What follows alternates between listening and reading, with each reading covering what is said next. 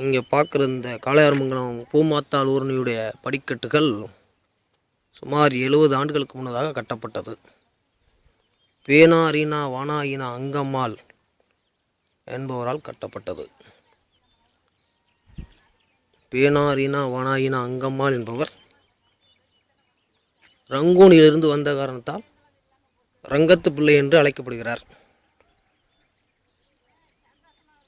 எங்களது 3 பாட்டையாக்களில் மூத்த பாட்டையாவின் மனைவி ஆவார் இவர். மூத்தவர் வைரப்பம்பலார்,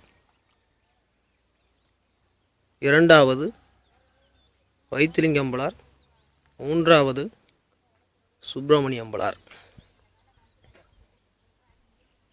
பழமை வாய்ந்த இது போன்ற சில இடங்களை பார்க்கும்போது எங்களின் நினைவுகளில் என்றும் நிற்கிறார்கள் இவர்கள். உலகெங்கிலும் இருக்கும் நமது காளையார்மங்கல மக்கள் இதை கண்டு மற்றவர்களுக்கும் தெரிவிக்குமாறு கேட்டுக்கொள்கிறேன். காளையார்மங்கலத்திலிருந்து நித்தின் சுப்பிரமணியன்.